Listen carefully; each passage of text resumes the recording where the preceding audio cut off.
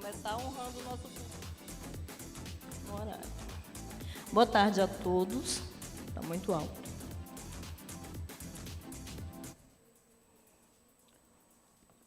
Essa mesa, ela foi pensada para trazer aqui exemplos de empreendedorismo de base tecnológica, especialmente de como a universidade se conecta, pode ajudar, e o setor produtivo, que também a universidade também é setor produtivo, mas como a universidade pode, a partir das tecnologias geradas ali, fazer esse encontro com o mercado, ou pelo menos apoiar esse caminho até o mercado.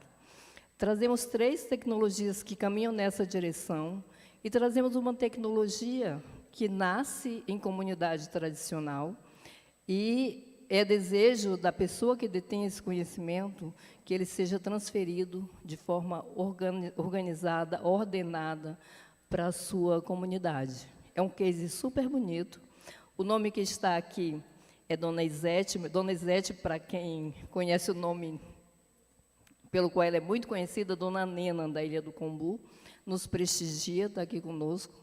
Daqui a pouco vai falar desse case que é interessantíssimo. Vale muito a pena a gente ouvir o que a academia está tentando, né, fazer para levar adiante esse sonho da Dona Nena.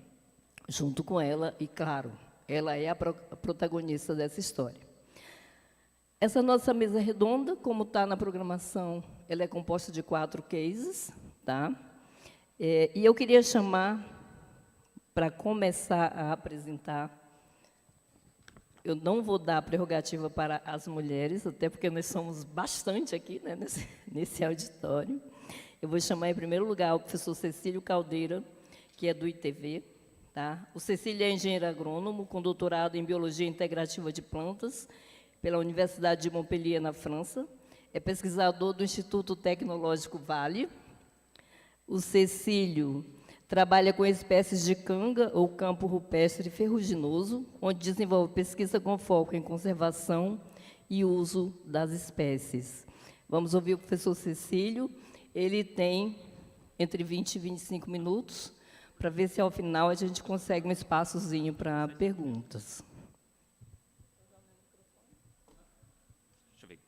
Acho que isso está funcionando. Vocês vão colocar a apresentação. Bom, pessoal, primeiramente, boa tarde.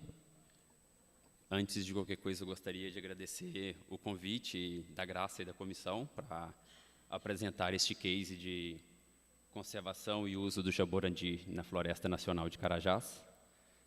Este trabalho que eu vou apresentar aqui é um trabalho construído em várias mãos. Então, vocês vão ver ao longo da apresentação que várias instituições participaram e ainda participam deste projeto. É um projeto bem extenso. Então, vocês vão vendo aí como que vai ser a evolução. Então, o jaborandi, primeiramente, é o nome comum dado para várias espécies do gênero Pilocarpus. Esse gênero ele comporta 17 espécies, mas hoje a gente vai tratar exclusivamente dessa Pilocarpus microphyllus, que a gente chama também de jaborandi verdadeiro. Ela é uma espécie nativa do Brasil. Ela ocorre somente nesses 3 estados, que é o Pará, Maranhão e Piauí. Aqui, por esta imagem, vocês podem ver que ela ocorre no subbosque da floresta, haja visto o tanto de folhas caídas ao redor da planta, e também ocorre nessas áreas de clareira, sempre associado com a parte mais arborizada da floresta. Ela tem um porte arbustivo, alcança normalmente uns 3 metros de altura, e o grande interesse nessa espécie é que das folhas dela é extraído um alcaloide chamado de pilocarpina. Então, a gente mostra aqui essa molécula de pilocarpina. Essa pilocarpina ela é um IFA, né, que é um ingrediente para a composição de vários medicamentos. E esses medicamentos são usados para tratamento de doenças como glaucoma, onde é o principal medicamento para tratar o glaucoma. E, mais recentemente, a pilocarpina foi aprovada também pela FDA, né, a agência americana, para o tratamento de presbiopia, que é esse sintoma de vista cansada, que muitos de nós já desenvolveu ou está desenvolvendo. E estima-se que o mercado para presbiopia seja aproximadamente quase 1 bilhão de pessoas no mundo. Então, a gente já tem que a pilocarpina tem um valor agregado muito alto, agora vocês imaginam com essa nova demanda que deve existir aí para o mercado devido à presbiopia, que ela também está sendo usada para o tratamento. O jaborandi ele é explorado no Brasil desde o início do século passado, começou aí por volta da década de 20, onde começaram as primeiras exportações de folha para a Europa, e atingiu seu auge aqui por volta das décadas de 70 e 80, que é onde a gente tem os primeiros registros, de fato, de quantidades que eram coletadas. Desde então, vocês podem ver, desse auge de 70 e 80, que a gente assiste um declínio continuado, e atualmente a gente consegue coletar as folhas de jaborandi menos de 20% do que se coletava anteriormente. Então, isso se deve a dois motivos principais. Um, que é a perda de hábitat da espécie, por causa dessas regiões onde ela ocorre, sofreu e sofre muito com o desmatamento, né? Então elimina o hábitat de ocorrência natural dela, e também do extrativismo muito desordenado que ocorreu aqui nas décadas de 70 e 80, onde a planta era depredada, coletada de qualquer jeito, sem ter um manejo eficiente. Isso fez com que, no início da década de 90, a gente já estimasse uma perda de mais de 50% das populações naturais do jaborandi, e ele figura dentro do livro vermelho, né, da flora brasileira, que é o livro que compõe as espécies que estão ameaçadas de extinção. Então, a espécie que tem um valor agregado gigantesco, é nativa do Brasil, com um potencial enorme, mas que está ameaçada de extinção. Isso a gente pode ver se a indústria depende tanto do jaborandi assim, que gera muito recurso. Ao ver a degradação que estava acontecendo, algumas empresas como a Merck iniciaram um sistema, uma forma de domesticar e cultivar a espécie, porque sabia que uma hora ou outra ia diminuir demais ou se tornar inviável coletar o jaborandi somente em áreas naturais. Então, eles instalaram no município de Barra do Corda, lá no Maranhão, uma grande fazenda que trabalhava tanto com aspecto de melhoramento de jaborandi, visando o cultivo. Então, aqui a gente vê áreas de pivô central, que é um sistema de irrigação e cultivo bastante tecnológico. Então, aqui foram plantadas milhares de plantas de jaborandi, na verdade, milhões de plantas de jaborandi, cultivadas com diferentes sistemas para ver se conseguia uma boa produção, tanto de folhas quanto da molécula pilocarpina, mas chegou-se a ver que, nessas condições cultivadas, a planta consegue produzir cerca de 0,5% somente de pilocarpina nas folhas, enquanto a que advém da floresta mais de 1%. Com valores tão baixos desse princípio ativo, desse alcaloide, a extração, por custar caro, então ela se torna quase que comercialmente inviável. Hoje o que se faz, não só hoje, nem já há um bom tempo, é o blend do material que vem da floresta junto com o material que é cultivado. E aí torna essa parte de extração ainda competitiva. Então isso mostra para a gente que o extrativismo ele ainda é essencial, mas ele precisa ser feito de uma maneira que a planta possa ser manejada de forma produtiva, também no local onde ela ocorre naturalmente. Porque, do jeito que era feito antigamente, a gente já viu que levou as populações existentes praticamente à extinção. Então, hoje, como que é feita a coleta do jaborandi? Todo um aparato existe hoje para fazer o manejo correto, então o pessoal consegue coletar usando ferramentas adequadas.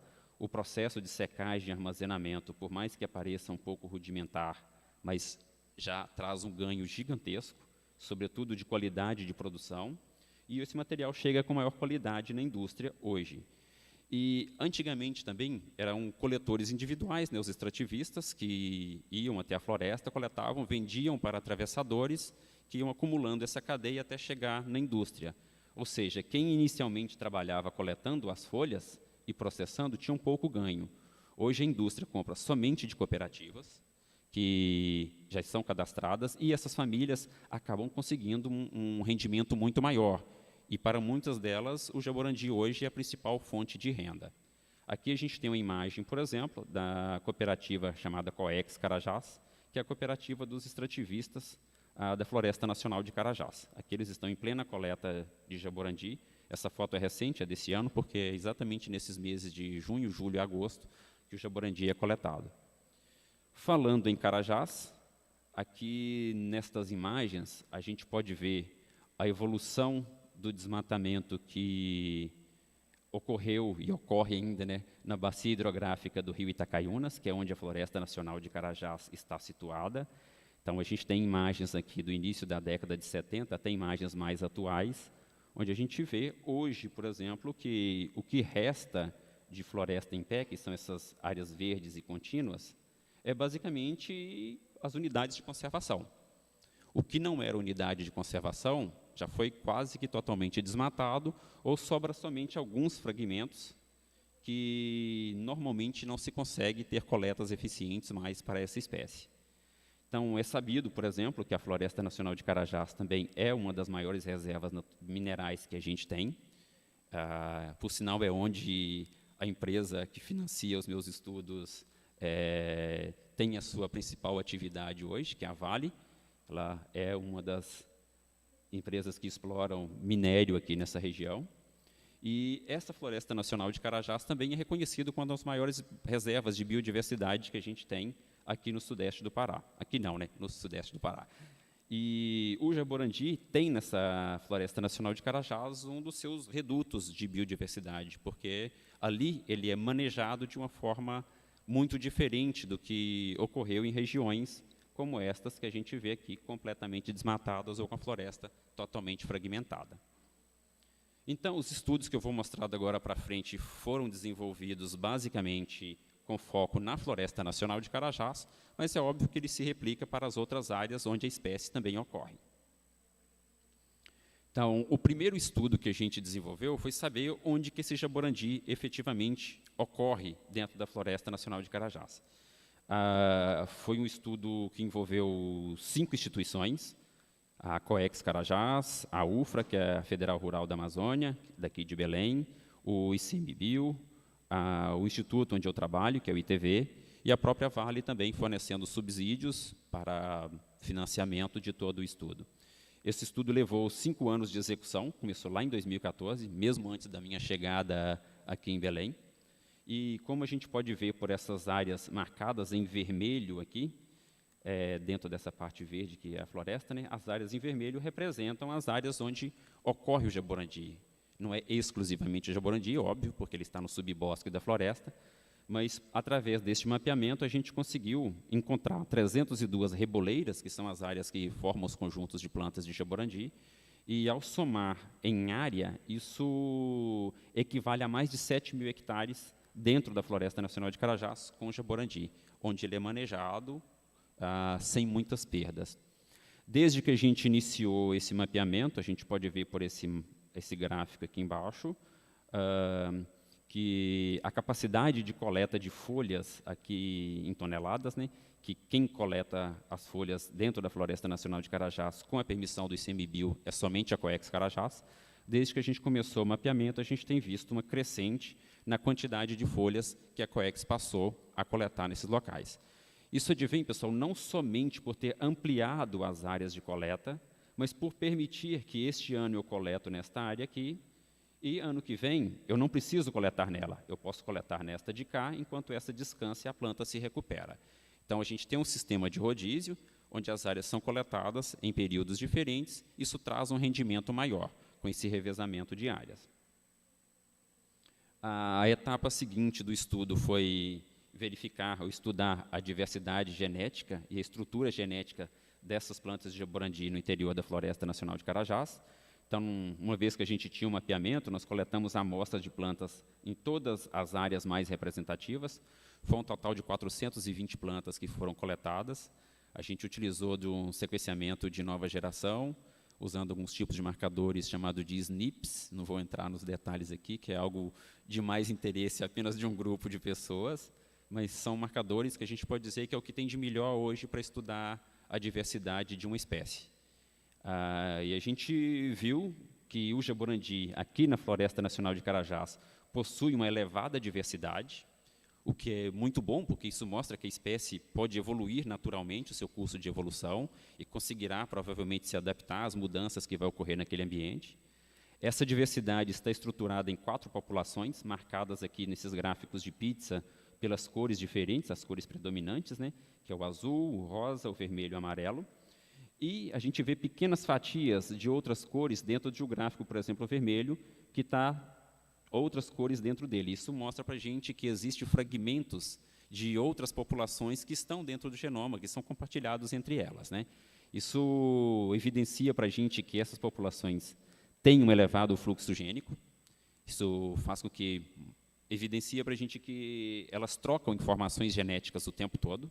Então, não existe uma barreira impedindo com que elas se comuniquem geneticamente, que também é um fator muito importante que permite que essa troca de informação, a planta evolua mais rapidamente e mais asseguradamente. Isso, em resumo, traz para a gente a importância dessa unidade de conservação que é a Floresta Nacional de Carajás, por manter esse patrimônio genético para uma espécie ameaçada, e também evidencia que o manejo que a Coex Carajás faz de coleta de folhas aqui dentro não tem prejudicado a espécie, que é o que a gente via nas outras regiões. Então, a Coex Carajás coleta as folhas de jaborandi sem danificar a espécie, então ela consegue continuar o seu ciclo natural sem problemas aqui dentro. Com essas informações genéticas, a gente aproveitou também para desenvolver uma forma de criar o que a gente chama de banco ativo de germoplasma, que é assegurar que essa diversidade não venha a se perder com o tempo, se alguma catástrofe venha a acontecer. Então, com base nos estudos de genética, a gente estimou qual que era o número mínimo de indivíduos que a gente deveria coletar em cada uma dessas populações para assegurar que essa diversidade não se perca ao longo do tempo. A gente chegou num número aí de 40 a 60 matrizes que precisavam ser propagadas, e nós já iniciamos a criação desse banco, onde a gente vai plantar indivíduos que são propagados dessas matrizes para formar um banco exclusivo em determinadas áreas onde essas matrizes possam ser manejadas. Então, aqui são algumas imagens das coletas de sementes, das produções de mudas, e hoje boa parte dessas mudas já foram levadas para campo, todas recebem um tag, onde elas são rastreadas, e a gente consegue, por esta planta filha com o seu código aqui, retornar a qual é a planta de origem dela. Então, a gente já tem mais de 1.200 plantas já plantadas dentro da Floresta Nacional de Carajás como um banco de germoplasma. Então, qualquer estudo que a gente precisar de fazer de ordem genética, eu não preciso mais ficar coletando plantas na floresta, que é super complicado. Eu já tenho um local onde elas estão armazenadas e eu posso ir lá diretamente fazer essas coletas. Outros estudos que a gente tem executado são esses estudos de fenologia, que são essenciais para o manejo. Traduzindo, o que é fenologia? É estudar quais são as épocas que a planta está crescendo, produzindo folhas, qual a época que ela floresce, qual a época que ela produz frutos. Então, a gente consegue hoje, tranquilamente, deixar bem claro para os coletores de jaborandi que não vale a pena, por exemplo, ir coletar folhas por volta do mês de novembro e dezembro, que é quando a espécie vai estar iniciando o período de emissão de novas folhas. Se a gente fizer isso, a gente vai danificar o crescimento dela e no ano seguinte teremos problemas de coleta. Então, a gente sabe hoje definir o momento correto para a coleta de folhas e sementes e o momento em que a planta deve ficar descansando em pousio. Então, esse é um estudo que levou 2 anos para ser concluído, até mesmo para a gente ter certeza de que essas fases não variavam muito ao longo do tempo. Nós também buscamos identificar quais eram as matrizes que tinham maior potencial de produção de pilocarpina, que é esse princípio ativo que é explorado. A gente analisou 82 plantas distribuídas aqui na Floresta Nacional de Carajás. A gente conseguiu identificar 5 plantas marcadas aqui em vermelho, a gente tem as coordenadas certinhas delas, que elas são capazes de produzir mais de 2% de pilocarpina. Vocês talvez não se lembram, mas no início eu falei que o normal era 1%, então produzir mais de 2% de pilocarpina é uma coisa maravilhosa. Então, para cultivo, propagação, ou mesmo estudos de melhoramento, essas plantas são essenciais. Então, hoje, a gente já tem essas matrizes mapeadas e já sabe como propagá-las, porque elas têm um potencial maior de produção. A gente identificou também plantas que produzem praticamente nada de pilocarpina. Por incrível que pareça, elas também são muito importantes, porque elas são fundamentais para a gente entender e trabalhar no processo de melhoramento e cultivo dessa planta. Então, as plantas que não produzem nada de pilocarpina, ou muito pouco, também são fundamentais para a gente estudar e conseguir avançar no conhecimento da espécie. Aqui a gente tem um desafio ainda maior, que é fazer a montagem do genoma do jaborandi. Ao fazer essa montagem do genoma, a gente conseguiria dar um salto muito grande na capacidade de avançar no conhecimento da espécie, porque a gente conseguiria maior agilidade em toda a parte de estudos genéticos e de melhoramento. A gente até hoje conseguiu fazer a montagem do genoma somente do cloroplasto, que é relativamente fácil, e estamos trabalhando agora na montagem do genoma nuclear, que é grande e complexo. Só para se ter uma ideia, a planta que é vedete aí dos melhoristas, ou de quem trabalha com genética, que chama Arabidopsis thaliana, ela tem um genoma que é quase 12 vezes menor do que o genoma do jaborandi. Então, mas a gente já está trabalhando isso um tempo e a gente espera que para o final do ano que vem a gente já consiga ter esse genoma mapeado já com a primeira versão montada. Um outro estudo que a gente desenvolve em parceria com a Universidade de Copenhague, na Dinamarca, é tentar entender qual que é a rota de síntese dessa pilocarpina, ou seja, o que a planta aciona em cada momento, ou em qual parte do organismo dela, para produzir essa molécula, que é uma molécula muito complexa. Então, a gente tem estudado, buscando entender quais são os genes e quais são os produtos intermediários, né, quais são essas moléculas intermediárias, que fazem parte dessa rota de síntese da pilocarpina. Então, a gente tem feito estudos tanto de transcriptoma quanto de metabolômica, usando diferentes partes da planta, desde raiz, raque, fruto, folha velha, folha nova, para tentar entender. É um estudo em andamento ainda e tem um longo caminho pela frente. É algo complexo de ser feito também. Finalmente, a gente tem agora alguns estudos de ordem mais prática de propagação e cultivo, que a gente busca também maneiras de usar essas plantas em processos de recuperação de áreas degradadas ou fomentar alguns plantios onde o jaborandi possa ser usado fora da floresta também, né, em sistemas de cultivo consorciado, como sistemas agroflorestais e tal. Então, a gente tem desenvolvido estudos para entender o processo de germinação e armazenamento, porque logo que essas sementes são coletadas, elas têm uma germinação muito boa, mas uma vez armazenadas, tem uma perda de viabilidade muito grande. Isso é um grande problema para quem trabalha com produção de mudas. A gente tem tentado verificar maneiras de resolver isso.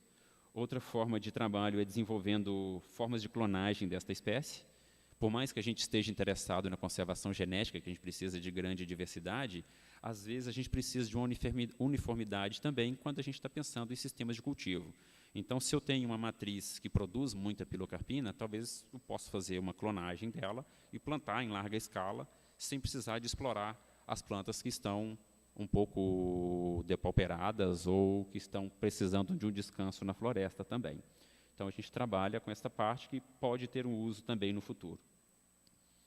E a gente trabalha também em cima dos requerimentos nutricionais para o cultivo da planta, onde a gente procura entender quais são os nutrientes que ela precisa para crescer saudável e bonita como essa, e não ter plantas tristes, amarelas como esta aqui, que certamente vai produzir muito pouco.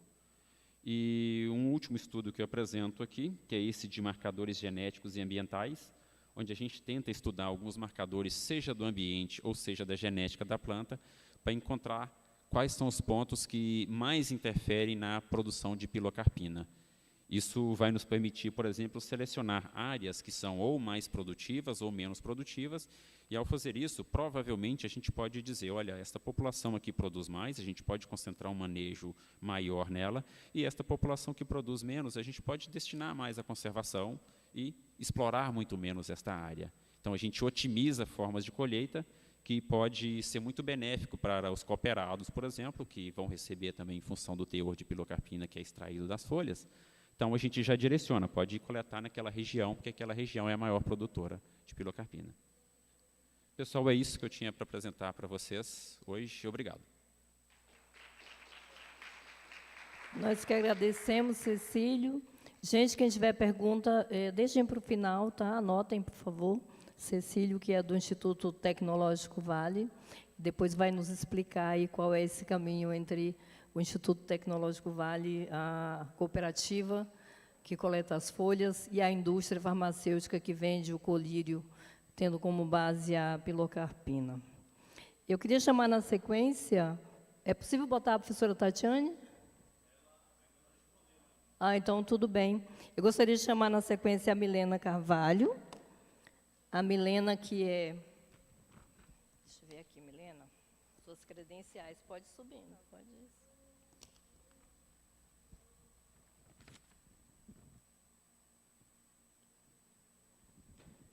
Milena Carvalho de Moraes, do Museu Paraense Emílio Guild, pós-doutoranda na Universidade Estadual do Pará, pesquisadora voluntária do Museu Paraense Emílio Guild, embaixadora gênese da Jornada Amazônia, pela Fundação CERT IBAM Pará. Ela vai apresentar uma tecnologia chamada TechSolos.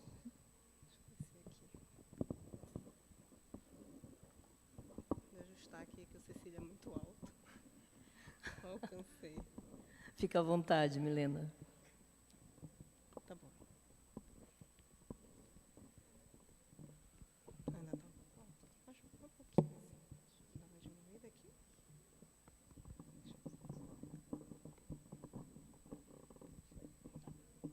Daqui não quero. Tá bom. Bom, gente, boa tarde a todos.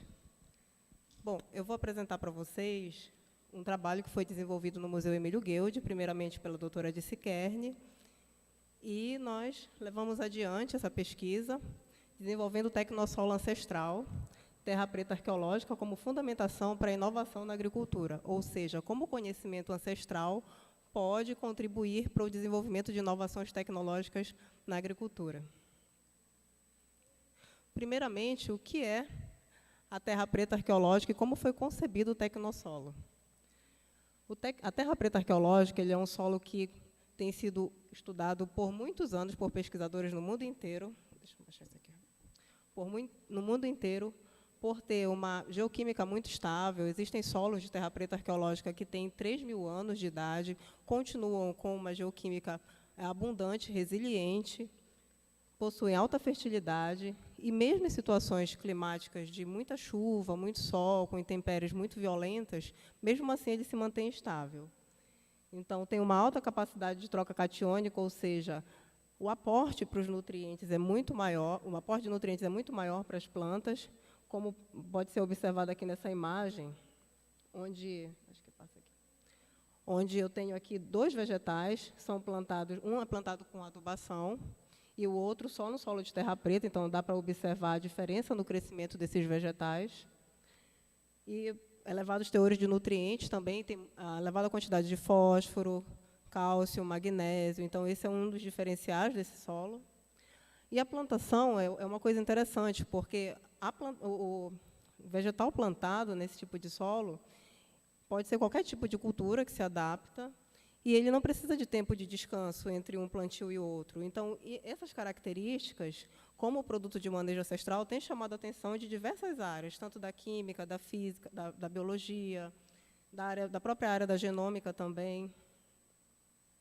Daí, foi se criada uma ideia de transformar, né, esse solo, já que ele não pode ser comercializado, porque ele tem toda uma proteção, porque é um patrimônio cultural. Então, eu não posso entrar em um sítio de solo de terra preta arqueológica e extrair esse material. É necessário que, só para estudo, eu tenho que ter uma licença para entrar no sítio arqueológico. Eu não posso vender os solos de terra preta, ou seja, algumas pessoas passam por aí pelas casas com solos de jardinagem. Isso aí não é uma coisa correta, porque o solo mesmo de terra preta, o verdadeiro, ele não pode ser comercializado. E, normalmente, eles ficam em locais de difícil acesso. Então, a ideia é recriar esse tipo de solo. Daí o termo, né, tecnossolo, ele foi concebido porque tecnossolo é todo tipo de solo modificado de uma forma intencional ou antrópica, ou não. É um termo muito utilizado na Europa, quando acontecem acidentes relacionados a mineradoras. Então, todo aquilo que cai em cima do solo e o que vem depois é chamado de tecnossolo. Nesse conceito, o tecnossolo ancestral ele é fundamentado em tudo que foi introduzido na terra preta arqueológica. E, por não ser um adubo nem uma compostagem, porque é necessário que acrescente os materiais, o adubo, normalmente, a gente acrescenta resíduos de vegetais e deixa lá por um tempo para que a microbiota reaja. E eu tenho um solo um pouco mais fértil. Só que o objetivo de criar o tecnossolo é que ele não apenas seja mais fértil, mas que ele também consiga reestruturar o solo. Ele foi gerado a partir do aproveitamento econômico de resíduos de madeira, carvão e açougue. Tudo isso foram anos de estudo, mais de 30 anos de estudo, para entender o que poderia ser introduzido no solo para que se transformasse, tivesse as características próximas da terra preta arqueológica.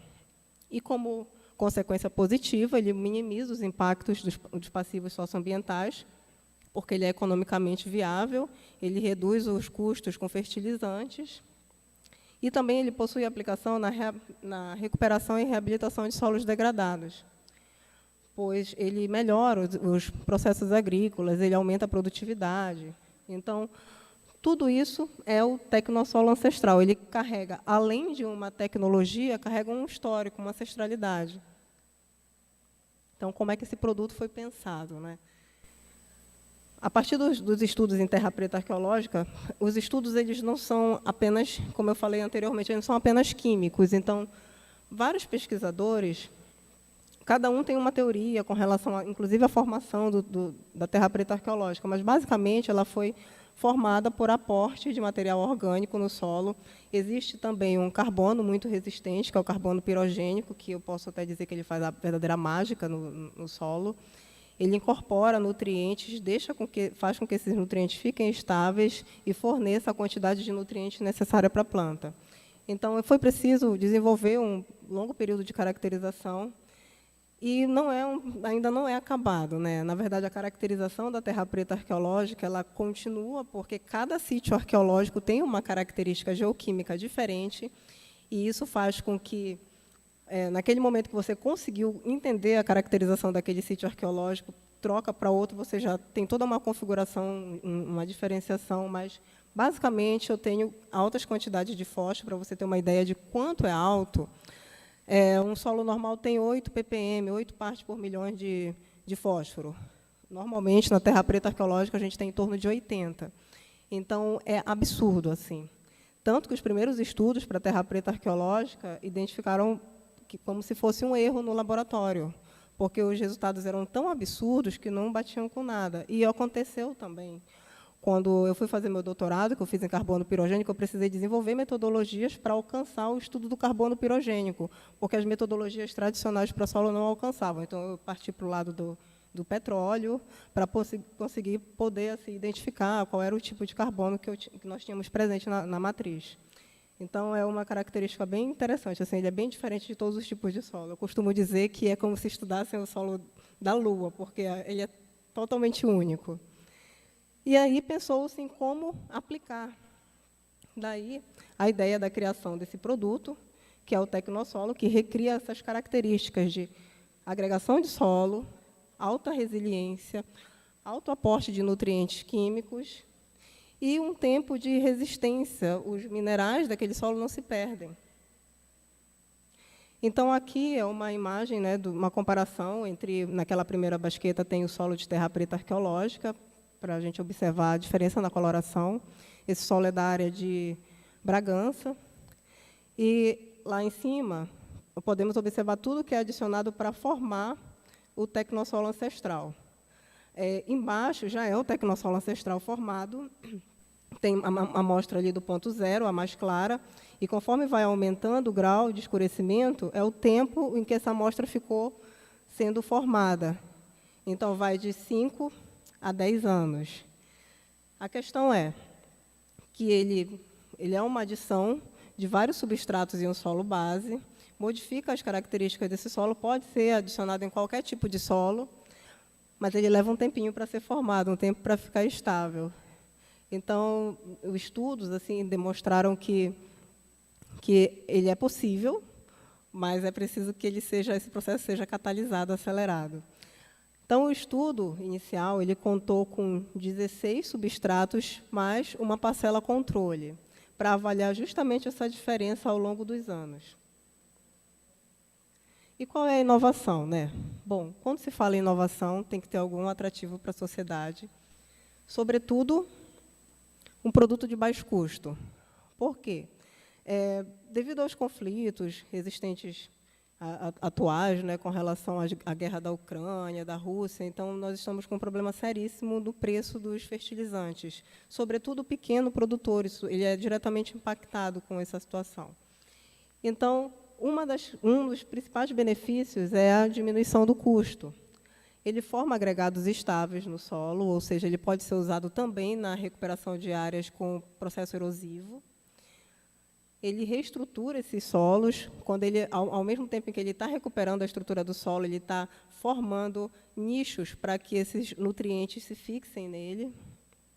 É uma solução verde, de baixo carbono, que pode ser empregada em muitos processos de melhoria de colheita, de plantação.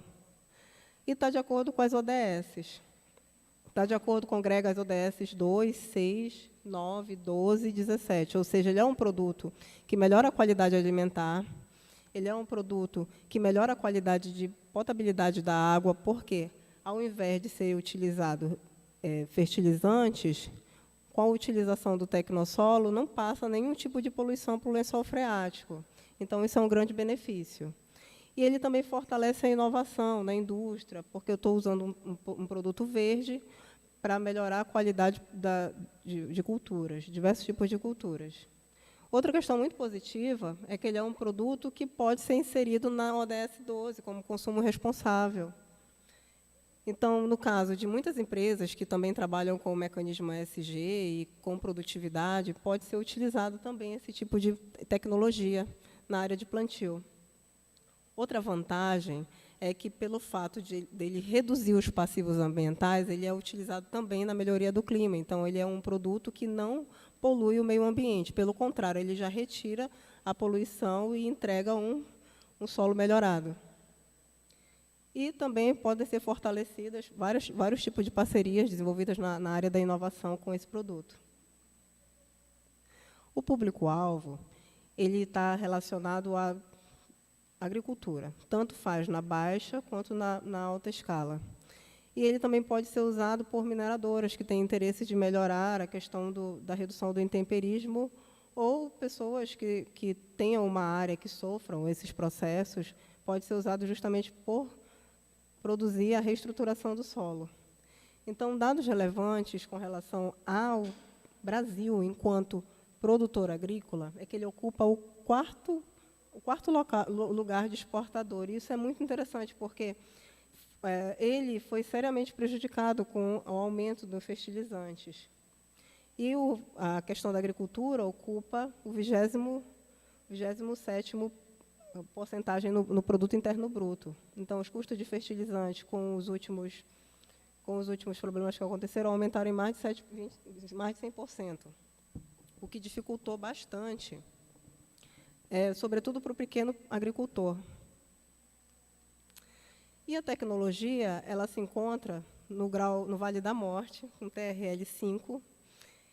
Ela precisa lutar bastante para sair desse Vale da Morte.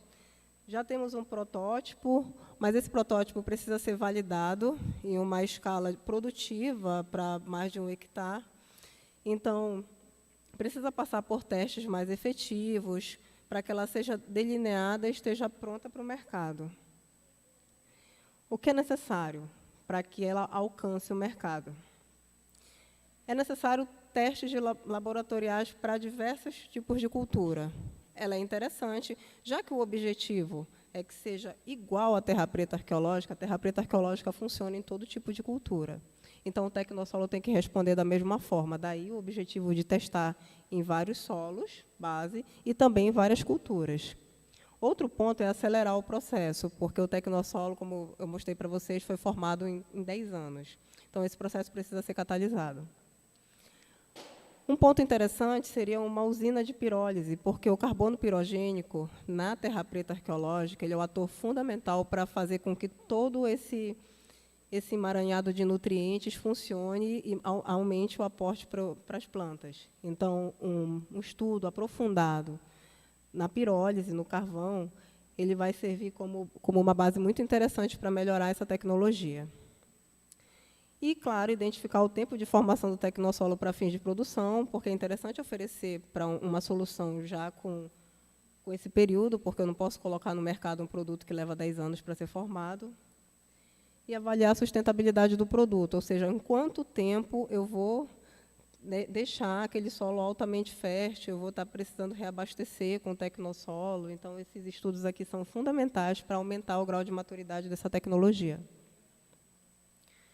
E como é que nós podemos chegar com ela no mercado? Ela está assim, ela está em uma área experimental, então ela precisa se transformar em uma realidade.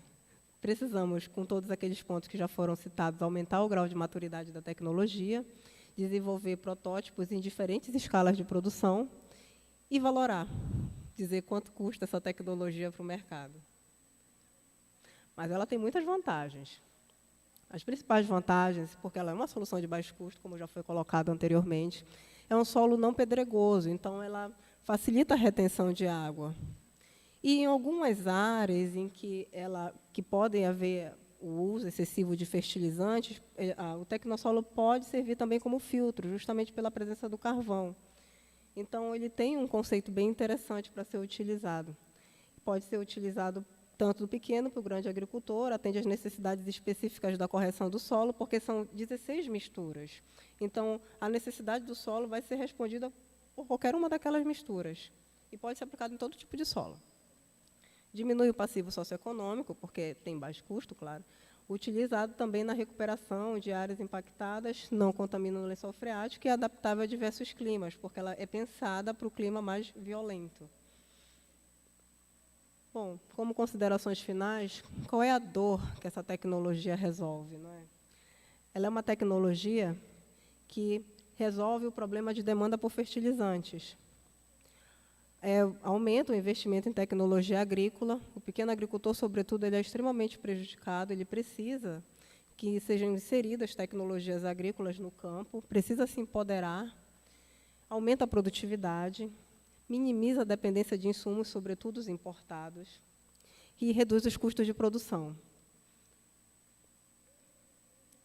E a tecnologia ela já tem um pedido de registro de patente em curso junto ao INPI, pelo Museu Paraense Emílio Gueldi, e os inventores é a doutora Dirce, que idealizou o Tecnossolo, eu, doutor Francisco Berredo, e Sara Cunha, que foi nossa PIBIC, e foi ela que, nos estudos de PIBIT, encontrou a peça-chave para que o Tecnossolo fosse realizado aí como pedido de patente. Então, eu acho bem legal essa ideia da gente valorizar também os alunos, porque os trabalhos de base eles podem dar resultados excelentes assim. Então, essa aqui é a nossa equipe. Bom, e agradeço aí a atenção de vocês e tenho um contato aqui. Muito obrigada. Nós que agradecemos, Milena. Certamente as pessoas vão ficar bem curiosas para fazer algumas perguntinhas. Eu, por exemplo, que conheço a tecnologia há bastante tempo, fiquei com algumas curiosidades. Nós vamos chamar agora o Alexandre Ferreira e a dona Isete Costa. Alexandre é advogado especialista em propriedade intelectual, presidente da Comissão de Propriedade Intelectual e Inovação da UAB, mestrando em Propriedade Intelectual e Transferência de Tecnologia para Inovação, e sócio fundador do escritório Ferreira Melo e Barroso. É uma advocacia especializada em propriedade intelectual na Amazônia. Dona Isete, conhecida por todos nós como Dona Nena, tá? Ela é ribeirinha, produtora do chocolate da Ilha do Combu. Quem é habituê do Combu, certamente... Agora já chamei. Mulher empreendedora da biodiversidade, fundadora da marca Filha do Combu e Casa do Chocolate, e é secretária da Associação de Mulheres Extrativistas da Ilha do Combu, a AME Combu. Com vocês, a palavra. A nossa próxima palestrante, gente, só fazendo uma explicação, ela vai entrar remotamente, e não conseguiu entrar no segundo momento, então ficou por último, tá ok? Alexandre, por favor. Bem, boa tarde a todos e a todas. Vou pedir para quebrar o protocolo, apresentar aqui de baixo. Tá? Primeiro, uma grande responsabilidade, né, para eu, enquanto mestrando ainda, suceder duas pessoas tão ilustres, né, que apresentaram temas assim excelentes, de grande valia para o nosso Estado e principalmente para a nossa floresta, né? Então, eu quero agradecer a organização do evento, a professora Graça Ferraz pelo convite, né, e dizer para vocês que hoje me traz aqui um motivo ainda maior de felicidade, porque hoje, eu enquanto advogado, né, hoje se comemora o Dia do advogado e, sobretudo, o dia do estudante. Então, eu estou aqui nas duas condições, né, de estudante e de advogado. Então, é uma grande satisfação poder hoje estar aqui com vocês e poder compartilhar um pouco do trabalho que a gente vem desenvolvendo junto com a querida dona Nena, né, que traz tantas coisas maravilhosas para a gente.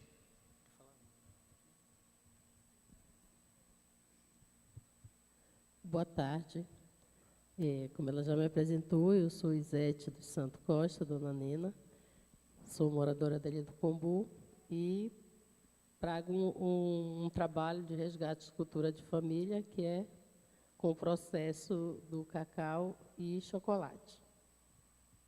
Bem, então a gente vai começar. Eu só queria o passador, por favor.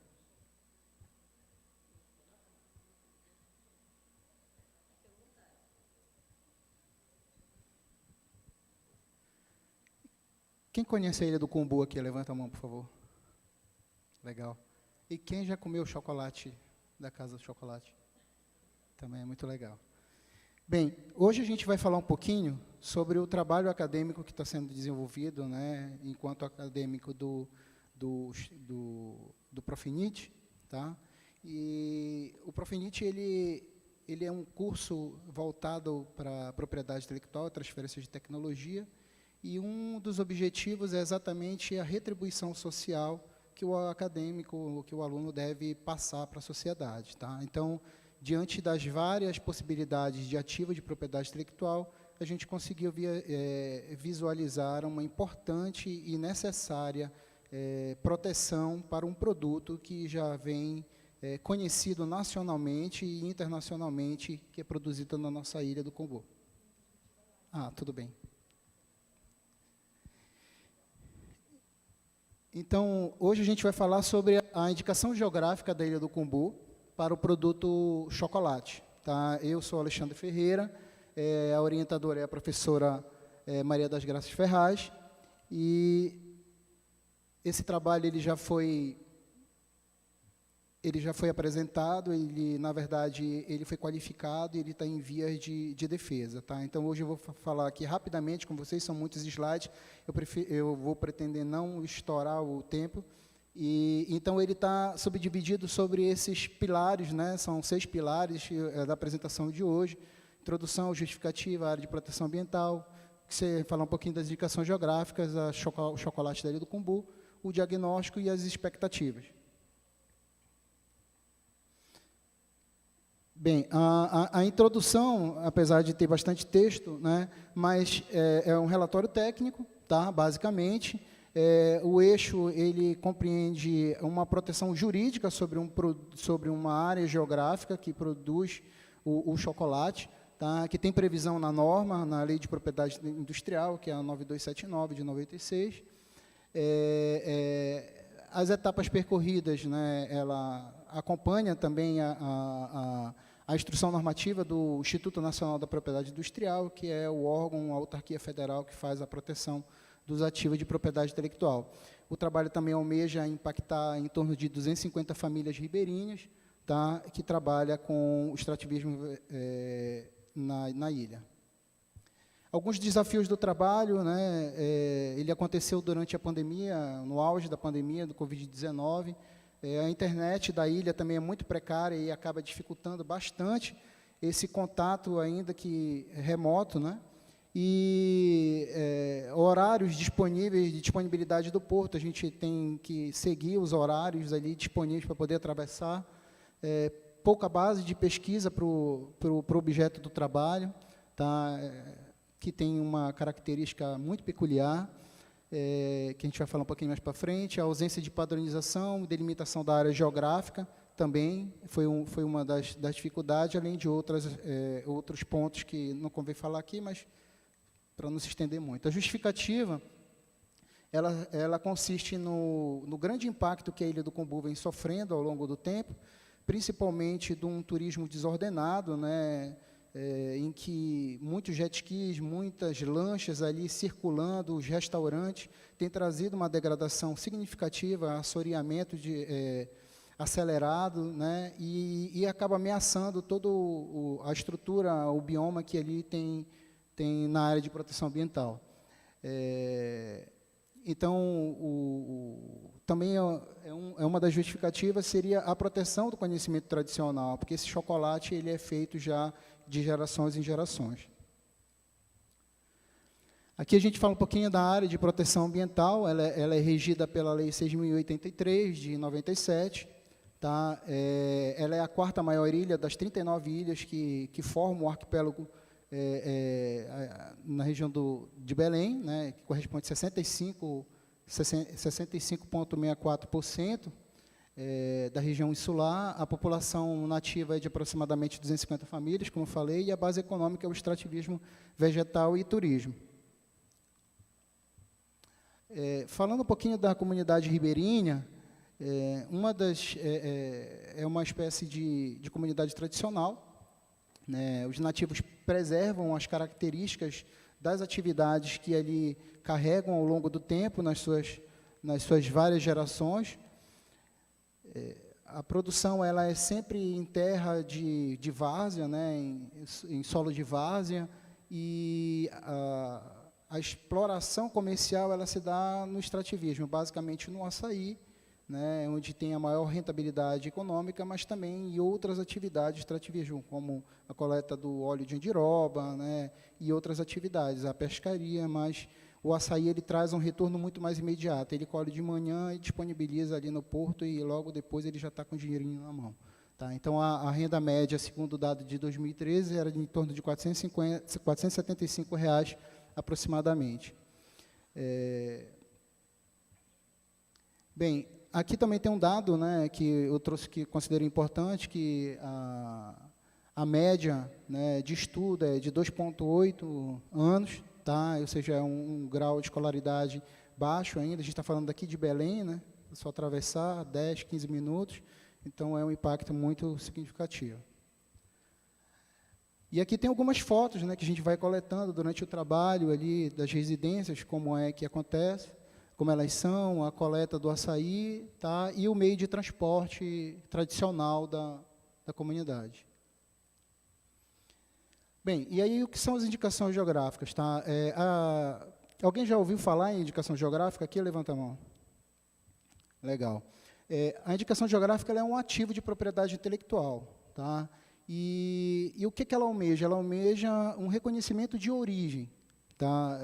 A gente pode citar alguns exemplos, como Champagne. Ontem o professor Toniolo falou sobre a questão de territórios, né, de proteções. Então, ela visa exatamente fazer a proteção da origem. Ela tem uma natureza declaratória, né, ou seja, eu não construo uma indicação geográfica, ela já existe. Então, eu apenas, o INPI, a gente provoca ele faz uma declaração de que ali, de fato, tem uma indicação geográfica e emite um certificado sobre isso. O órgão de reconhecimento é o Instituto Nacional da Propriedade Industrial, INPI. Tá? É um signo de uso coletivo, ele não é próprio de um indivíduo, como as marcas, né, que a gente conhece, de mercado, que são ativos individuais, né, ou de empresa, de pessoas físicas. As indicações geográficas não, ela é de uso coletivo, ou seja, da comunidade. A matriz, ela possui uma matriz de base constitucional, que está escrito no artigo 5º, lá no inciso 29 da Constituição Federal, em que fala da proteção dos signos distintivos. Tá? A previsão infraconstitucional está na Lei de Propriedade Industrial, que é a 9279, e a Portaria 04 de 2022. O objetivo da indicação geográfica é o combate das falsas indicações geográficas ou das piratarias. Tá? Esse é o objetivo que a norma protege. As espécies, nós temos duas. Tá? Temos uma que é a indicação de procedência, que ela está ligada à fama e à notoriedade do produto, e a denominação de origem, que está ligada ao que a gente chama de terroir, né? São características climáticas, de solo, né? Que vão fazer uma diferença daquele produto e, consequentemente, ele vai ter uma notoriedade também, mas ligada às condições ambientais. Bem, hoje no Pará nós temos 4 indicações geográficas. Tá? Nós temos a do cacau de Tomé-Açu, que foi reconhecida em 2019, tá? Foi a primeira.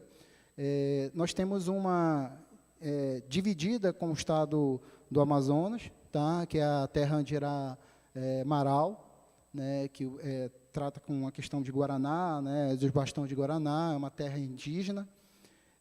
Temos o queijo do Marajó, que é bastante conhecido, tá bom? Que foi reconhecido em 2021, e a farinha de Bragança também em 2021. Essas são as que hoje já estão reconhecidas pelo INPI. E o chocolate, né? O chocolate da Ilha do Combu, ele tem uma reputação reconhecida, efetivamente reconhecida, amplamente reconhecida. Ele tem uma influência de um produto cultivado na terra de vaso, ou seja, ele tem uma base natural de convívio com várias espécies da floresta. Ele tem uma base também de produção em cacau orgânico, né, muito diferenciado, que é o que traz essa diferenciação de mercado em relação aos outros que são produzidos. E essa amêndoa ela tem características diferenciadas também.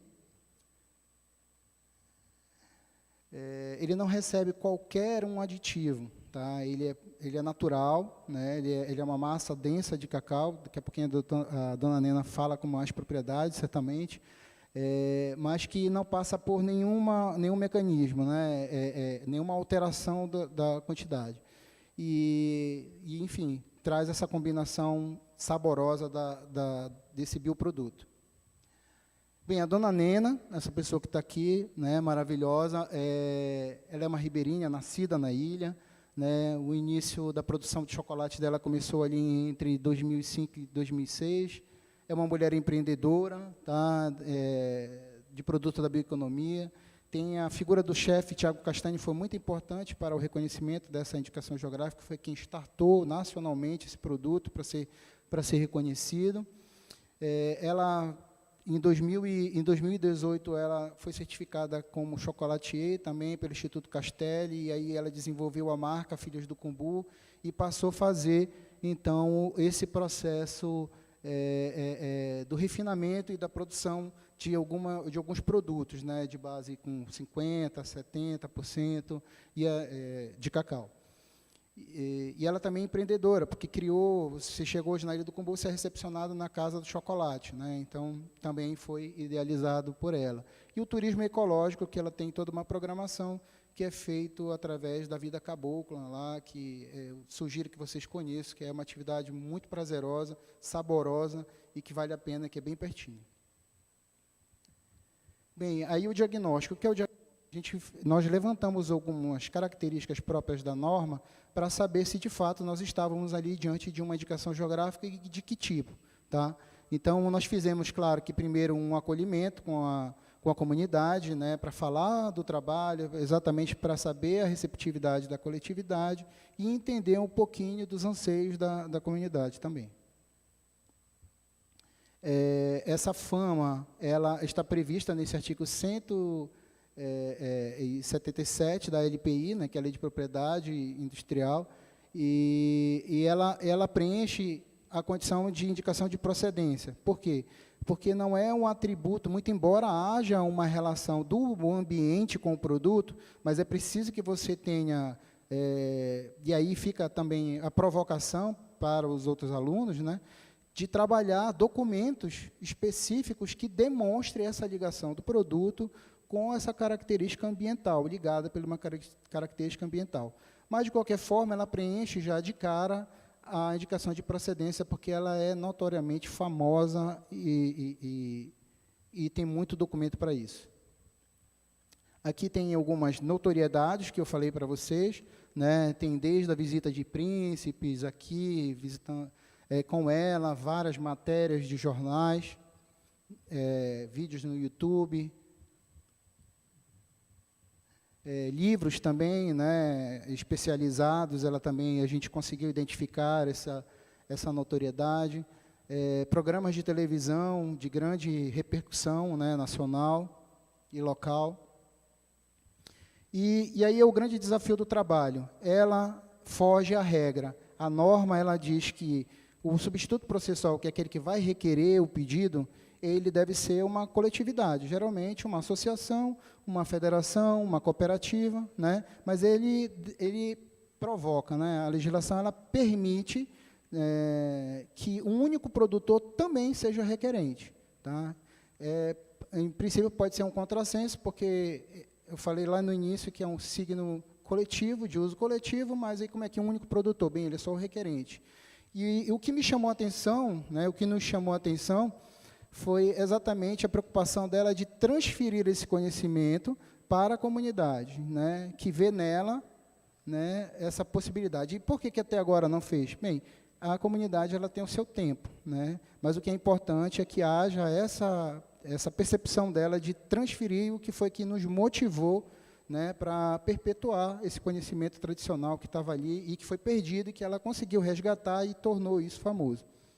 Então, para que ela preencha essas questões do que ele determina como um serviço que tenha essa legitimidade, é que não existe não existe fama sem a Dona Nena e sem o chocolate. Então, eles estão entrelaçados. Então, ele preenche completamente a exceção da norma que está prevista aí no parágrafo 3º do 14 da portaria. E não foi só isso.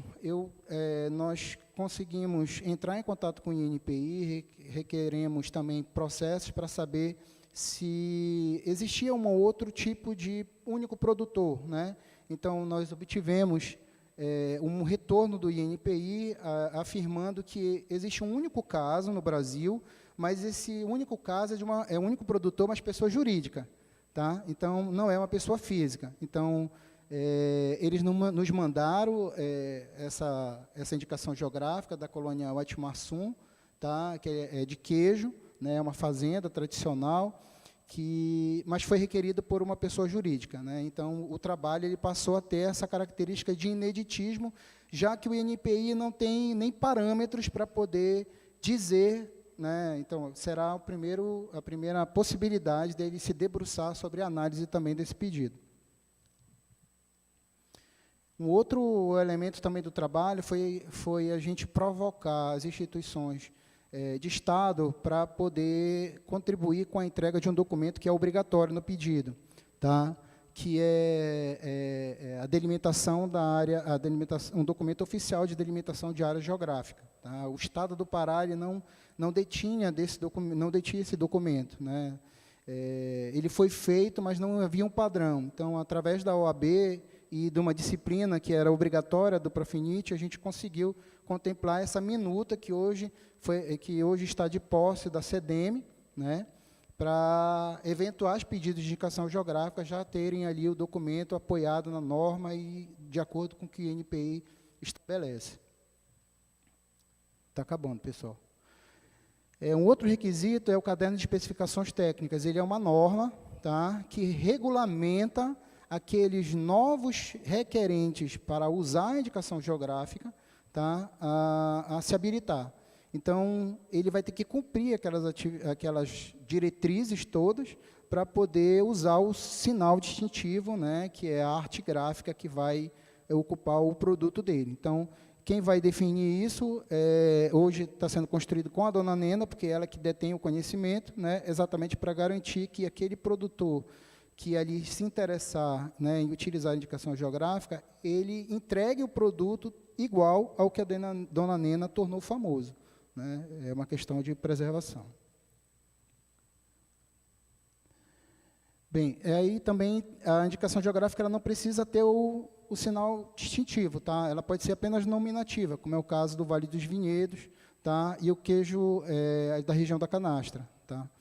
Às vezes as pessoas confundem com o logotipo que ostenta o queijo Canastra, mas, na verdade, o que ele apresenta ali é uma marca coletiva, que é um outro ativo de propriedade intelectual, mas a indicação geográfica em si ela não tem aquele sinal gráfico. Tá? Mas a gente vai trabalhar estamos trabalhando, já temos ali um protótipo dessa representação gráfica. Ela foi feita através de uma parceria com uma pessoa jurídica local, tá, que é a Libra Brand, que assumiu também, concordou em entrar no projeto, e trazer essas características locais também, que tem uma ligação ali com a região para que representasse também, né, em nível nacional. As expectativas são o reconhecimento, tá, da indicação geográfica da ilha, a desconcentração hoje, que está na mão dela, né? Imagina, um ribeirinho que está ali, ele não vende porque ele acha que não, o mercado só vai comprar da Dona Nena, né? Mas, a partir do momento em que há indicação geográfica, descentraliza isso, né? Ele está vendendo a indicação geográfica e não mais descentraliza dela. Então, é uma das expectativas. A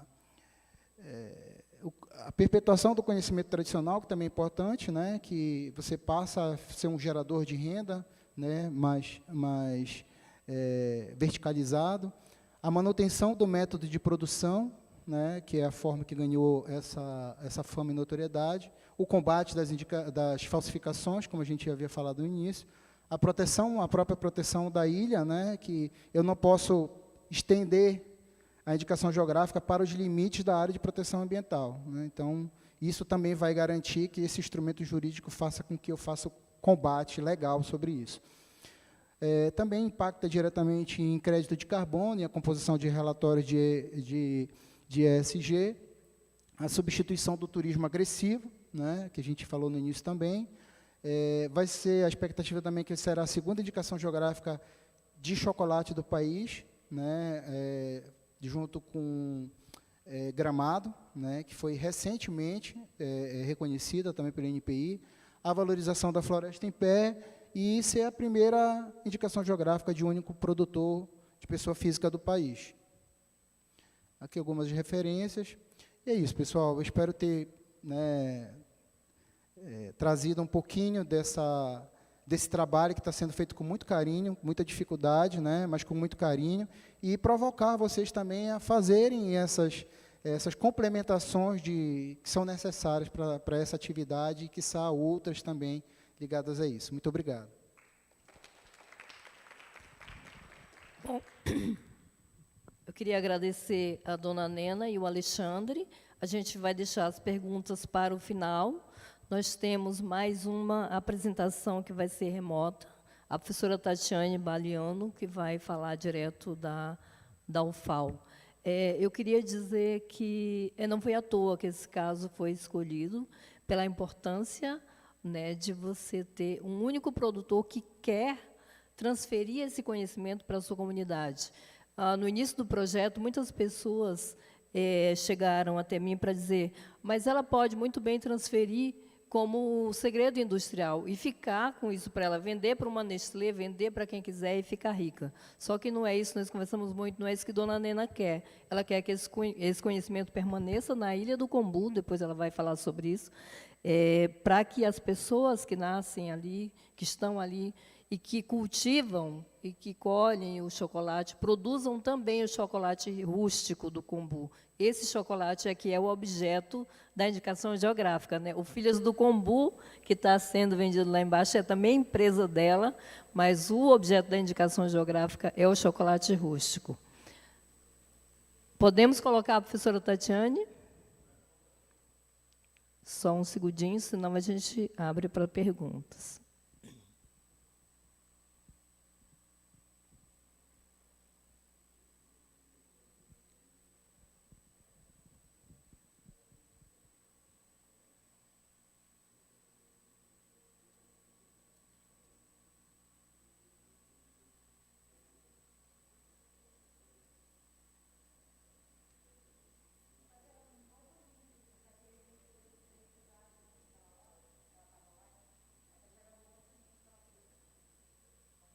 Mas não vai demorar, não, né?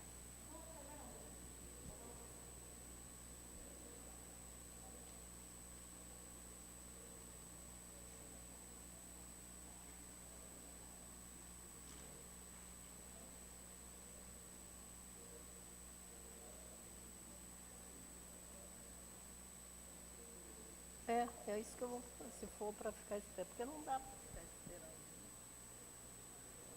Tá? Olá, Tati, consegue ouvir? Olá, Graça, tudo bom? A professora Tatiane Baliano é da Universidade Federal de Alagoas.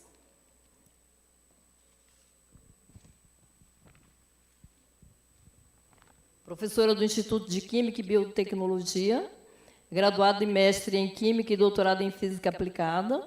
Atua nas áreas de Físico-Química Estrutural, desenvolvimento tecnológico a partir de produtos naturais e nas áreas de propriedade intelectual e transferência de tecnologia como estratégia para o empreendedorismo inovador. Tati, 20 minutos. Muito obrigada por ter conseguido participar mesmo remotamente. Tá? Por favor, está com você a palavra. Muito obrigada, Graça, pela gentil apresentação. Boa tarde a todos. Eu vou compartilhar a minha tela e já começo a falar.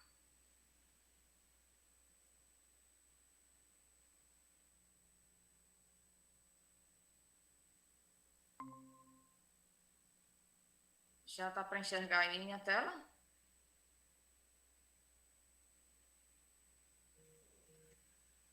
Vocês me escutam?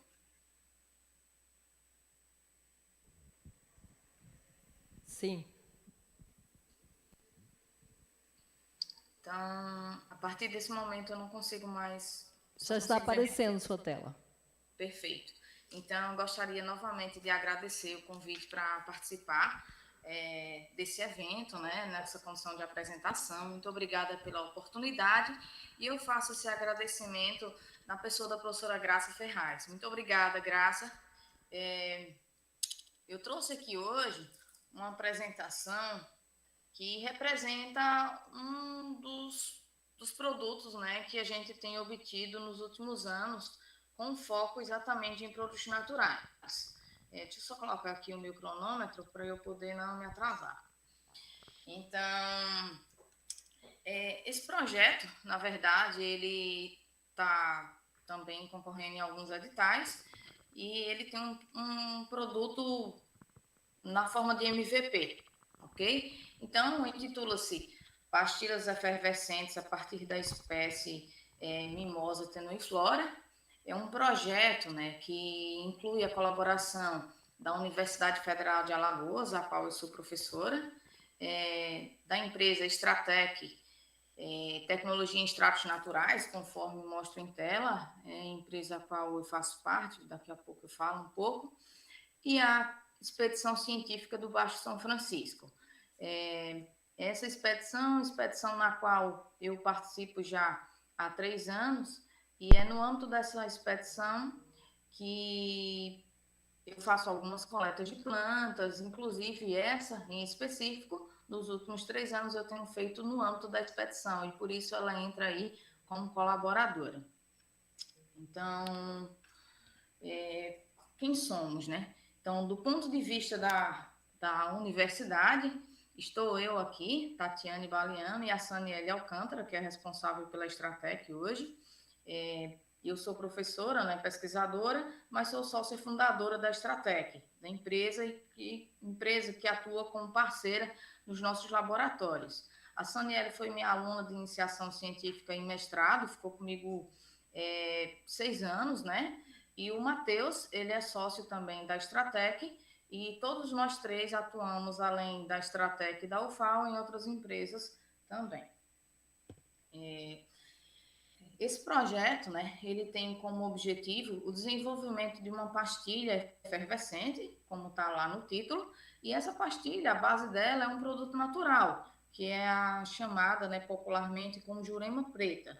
Então, eu trago aqui um gráfico, né, que é de 2014, não foi por acaso que eu trouxe desse ano, tentei achar um mais antigo, mas esse foi o mais antigo que eu achei, mostrando a demanda pelos produtos naturais, no caso aqui pelas plantas medicinais.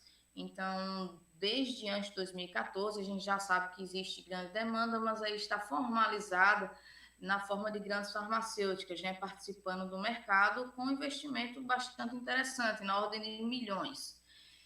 Em paralelo, eu trago aqui esse artigo recente, de 2021, publicado nessa revista de relativo impacto, né, European Journal of Integrative Medicine, mostrando uma perspectiva do uso e da demanda dos produtos naturais de um modo geral, e mostra, né, um cenário muito positivo do progresso recente desses insumos. Então, observa-se, né, por 20 anos quase, a utilização progressiva e positiva desses insumos e com perspectiva de muito mais tempo desses produtos, né? Então, assim, só para reforçar que isso é um grande nicho e que, né, precisa muito ser explorado do ponto de vista econômico, né? Uma grande oportunidade, na verdade.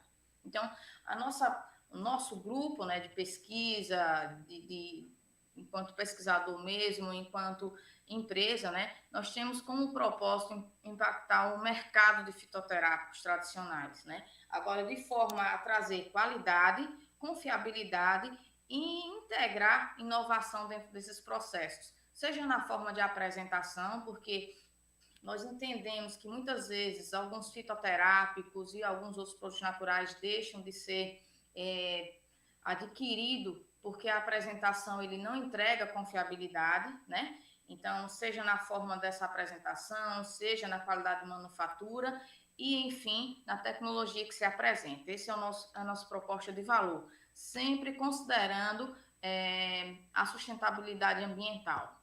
E aí, nesse contexto, né, dentro do próprio laboratório e da Stratec, a Stratec nasce exatamente a partir dos produtos que a gente vai desenvolvendo no laboratório, como uma oportunidade, na verdade, de escoar esses produtos desenvolvidos e para que a gente pudesse levantar capital de investimento, de trabalho dentro da Stratec, nós começamos com a parte de encapsulados. Então, aqui nesse lado, a gente tem alguns produtos, né, que são classicamente já trabalhados, mas aqui à direita nós temos as espécies que a gente vem trabalhando, desenvolvendo tecnologia diferenciada. E aí eu dou destaque para a Jurema preta, que é uma espécie invasora aqui no nosso bioma da Caatinga, aqui nessa região do Baixo São Francisco, entretanto muito abundante. E daí pensamos, né, numa forma de poder estar utilizando essa espécie, gerando tecnologia e agregando valor, porque atualmente ela é utilizada para fazer estacas de cerca, né? E daí é uma espécie que já é utilizada, né, por povos tradicionais indígenas em seus rituais, né, em seus rituais sagrados, mas do ponto de vista de fitoterápico e outras aplicações tecnológicas, ainda é muito incipiente, ainda é muito pouco que se vê, né? Num levantamento tecnológico de patentes, você não consegue atingir 300 patentes no mundo todo, né? Envolvendo a Jurema preta. Então, mostrando aí que existe muita oportunidade de desenvolvimento tecnológico. Então, nesse momento, a gente tem tecnologias sendo desenvolvidas na forma de comprimidos e cápsulas, pastilhas, como vou apresentar daqui a pouco. E aí, de alguns meses para cá, na verdade, o nosso grupo tem se debruçado no desenvolvimento desse produto, né? Então, nós modelamos aqui a embalagem com foco na sustentabilidade, certo? Gostaria de mencionar aqui que essa é uma espécie, a Jurema preta, que é utilizada na recuperação de solos degradados e nessa região do Baixo São Francisco, onde a gente encontra a abundância dessa espécie, né, na forma mesmo de invasora, existem muitas famílias que trabalham com alguns produtos naturais, mas de forma mais informalmente, né? Então, os produtos eles não têm controle de qualidade, eles não têm regularidade de colocação, né, para ser disponibilizado em comércio. Então, uma série de coisas ali que compromete, na verdade, o produto finalizado, né? Então, nós, no âmbito da expedição do Rio São Francisco, identificamos essa espécie, tá certo, como promissora, fizemos as coletas aqui, né, durante essa expedição, trouxemos para o nosso laboratório e a Stratec hoje está trabalhando como produto para o mercado. Hoje a gente, com essa pastilha, está participando do edital Startup Nordeste do Sebrae, a gente já passou por algumas etapas, já indo para o fim agora, e essa pastilha, né, nós pensamos, na verdade, quando elaboramos ela, num produto em que pudesse ser entregue para o consumidor sem que ele precisasse fazer o acesso à planta, que não é nem sempre fácil. Então, aqui, por exemplo, em Maceió, eu não consigo acessar essa espécie de planta com facilidade, né? Então, qual é a finalidade desse produto? Ele tem característica, né? Tem capacidade cicatrizante, anti-inflamatório, a literatura descreve isso, né? Daqui a pouco eu vou mostrar alguns resultados para vocês. Tem vários estudos in vitro, alguns estudos pré-clínicos, tá? Mostrando a capacidade cicatrizante dela, e a Stratec, juntamente com os nossos laboratórios, tem outros projetos em paralelo, que em outra oportunidade a gente pode estar divulgando. Então, a embalagem do produto, ele está focado realmente na apresentação da ideia da sustentabilidade, certo? A gente vai tentar evitar ao máximo o plástico, entretanto, lá no interior da embalagem, a gente vai precisar disso, porque trata-se de efervescência, a gente precisa evitar o processo de oxidação do produto, e aí a gente vai ter esse plástico só nesse momento aí. Mas tem toda essa ideia aí. O custo de produção da pastilha, ela não chega a 30 centavos, tá? O que faz com que esse produto possa ser disponibilizado para a população a um preço bastante acessível, né?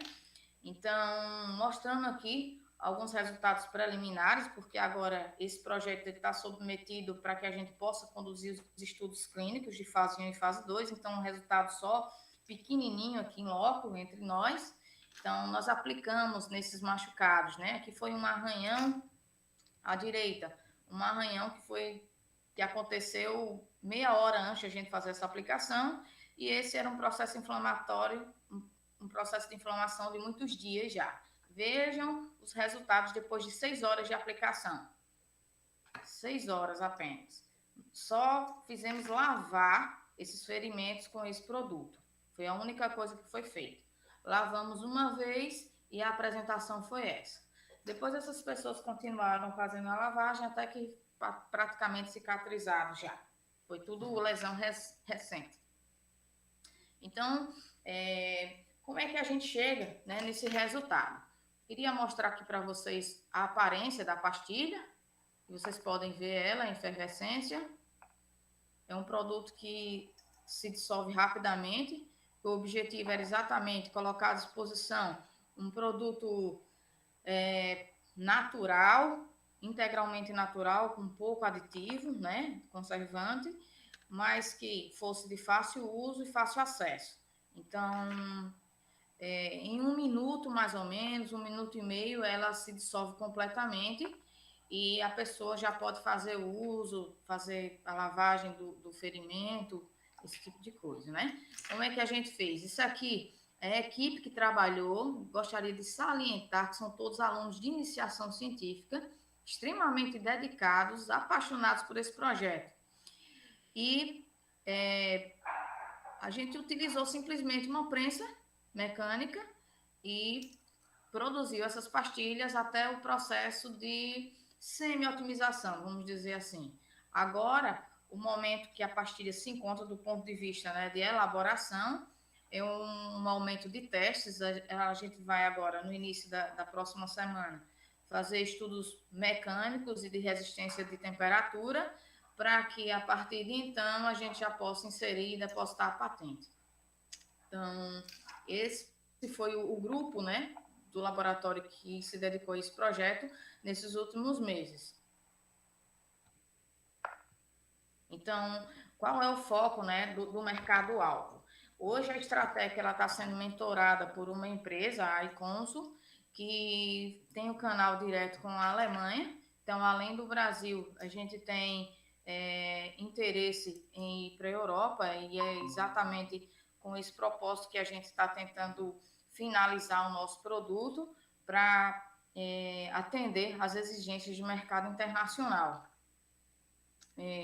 Além disso, né, nós fizemos a validação do MVP e do produto como um todo, e aí nós fizemos, além da entrevista através do formulário eletrônico, né, do Google Forms, fizemos entrevista com alguns profissionais.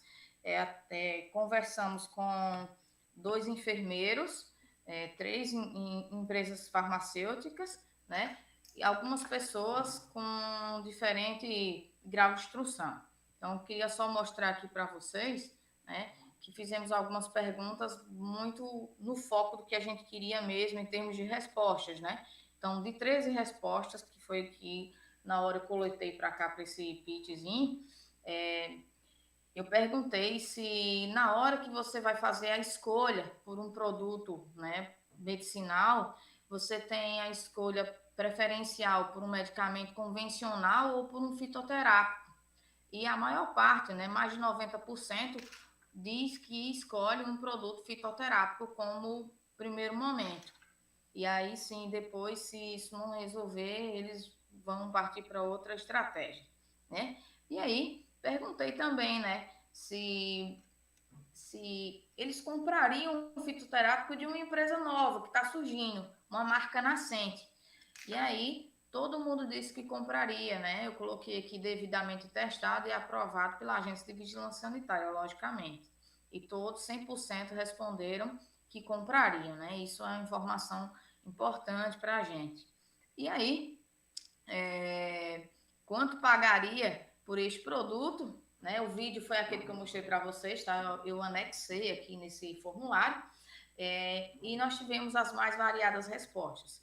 Teve pessoas que disseram que não pagava nada, também teve pessoas que supervalorizou, né, em termos do que a gente esperava, né? Então teve valores desde R$ 15 até R$ 70 dos nossos produtos, e também teve pessoas que responderam que não conseguia fazer uma ideia de valor do produto, né? Então, tudo isso é importante para que a gente consiga chegar numa monetização final do produto acabado.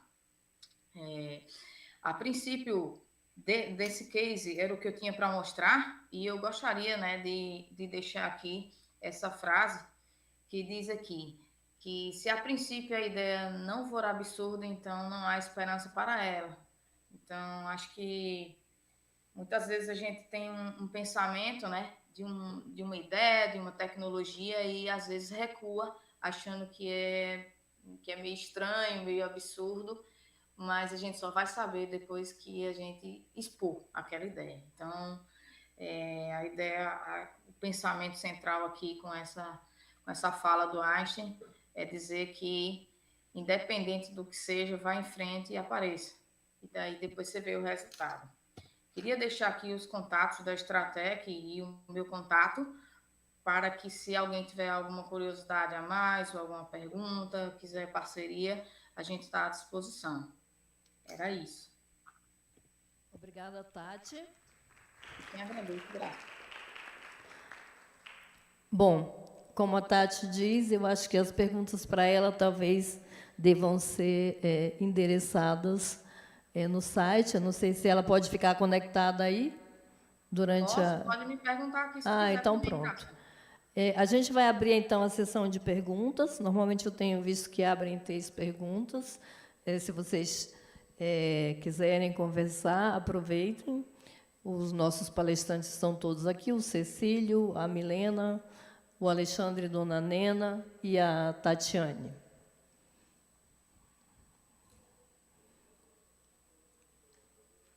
Lívia. A minha pergunta vai para a Dona Nena. Dona Nena, primeiramente, uma boa tarde a todos os palestrantes. Eu saí daqui com certeza enriquecida. Uma aula em 20 minutos de cada um de vocês. E a minha pergunta vai para a Dona Nena, porque de todos os que palestraram, a Dona Nena ela vivencia, né? E eu queria saber, Dona Nena, qual foi a maior motivação da senhora continuar mantendo a produção de um cacau rústico, onde, naquela comunidade, aquele cacau estava quase se perdendo daquela forma mais... Aquele chocolate estava quase se perdendo daquela forma mais tradicional, né?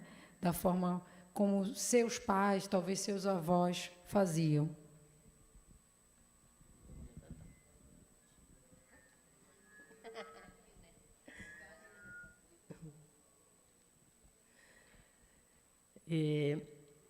A ideia de manter, né, desse jeito foi justamente manter, né, uma cultura que hoje eu digo que as famílias hoje, a gente passou por tantas situações assim que a gente vê hoje as inversões de valores e as famílias muito voltadas para aquelas coisas que faz mais rápido, né? E cheio de conservante de várias coisas que hoje é difícil a gente encontrar produtos realmente puros e saudáveis, né? Então, essa foi uma das questões de permanecer. E também foi assim, o que me alavancou, né? Foi o resgate dessa cultura que era familiar, que estava sendo esquecida, né? Que eu levei para a feira quando todo mundo falava que eu era doida, né? Mas que deu certo, né? E, a partir daí, hoje, a gente está nesse patamar de ter uma empresa, de ir buscar aprendizado, né? Para levar esse trabalho adiante, mas sem perder as origens, sem perder nossas raízes, né? E hoje a gente continua fazendo a barrinha rústica de forma manual, no moinho lá, fazendo musculação lá para fazer a barra rústica. Ela faz parte do nosso carro-chefe de produtos na loja.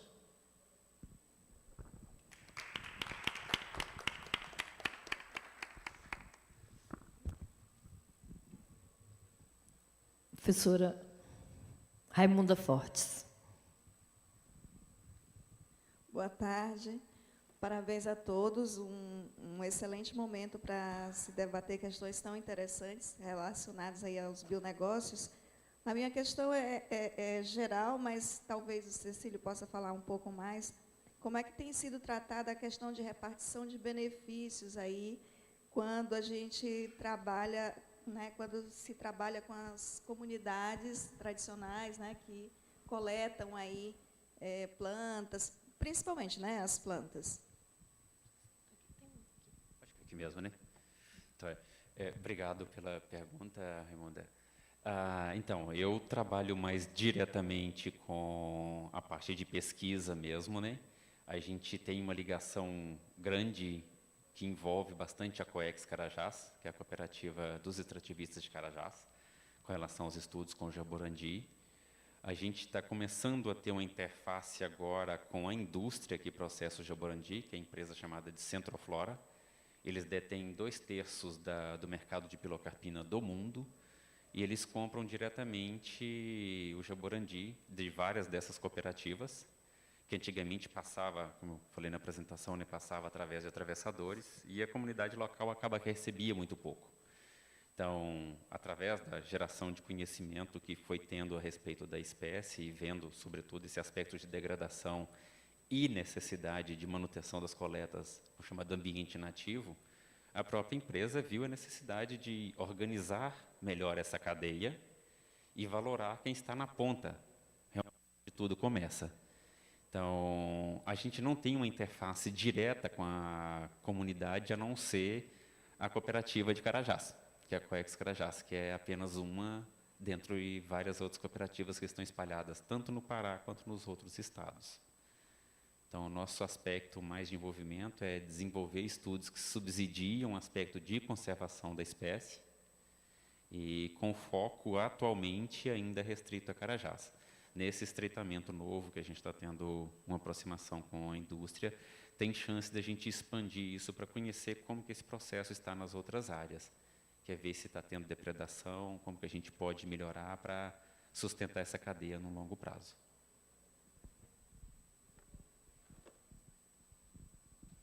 É só uma coisa que Carajás é uma floresta conservada, né? A parte que não é de mineração, ela é bem conservada. Então, mas me chamou a atenção, Cecílio, eu vou fazer antes da última pergunta, passar para o público.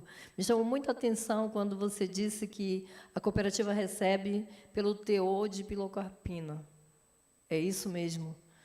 Porque, deixa eu terminar a minha pergunta, porque se é isso e o ITV está fazendo o melhoramento do Jaborandi, eu acho que essa contribuição científica aí é fantástica, né, de você já saber e ter essas bases genéticas todas para que, de fato, ali, em Carajás, a planta renda como você disse, de 0,5, que poderia render até 2%.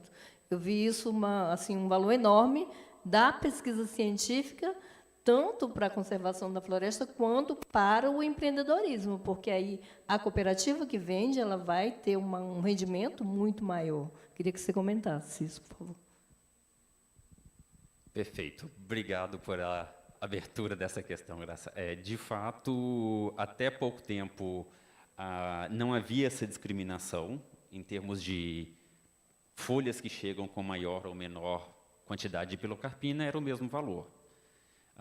Mais recentemente, eu acredito que nos últimos 5 anos, isso tem sido valorado, ou seja, quem coleta o jaborandi de forma diferenciada e consegue uma qualidade maior de folhas, ou tem um material com uma qualidade maior, recebe valores diferentes também pelo produto que está sendo entregue. Isso vale destacar que não é somente porque as folhas originam de um determinado local que tem um teor maior de pilocarpina. É também o trabalho de processar essa folha de uma forma diferenciada que vai fazer com que o rendimento final possa ser diferenciado. Então, hoje isso está sendo valorado e a empresa paga de forma diferenciada já para quem tem esse produto assim. E a gente tenta dar esse suporte, que é verificar quais são as populações e as áreas que produzem essa pilocarpina com esse teor diferenciado aí nessas folhas. Obrigada. Mais alguma pergunta? Alguém tem mais alguma pergunta? Eu queria fazer uma última pergunta para a Milena. Milena, é o seguinte, você bem disse, Tati, depois eu vou abrir para você, se você quiser fazer uma pergunta. Você bem disse que a sua tecnologia está no Vale da Morte. Nós que trabalhamos com tecnologia, com transferência de tecnologia, sabemos o que isso significa, que é a dificuldade de angariar recursos. Nós conseguimos recursos para a pesquisa científica na primeira fase.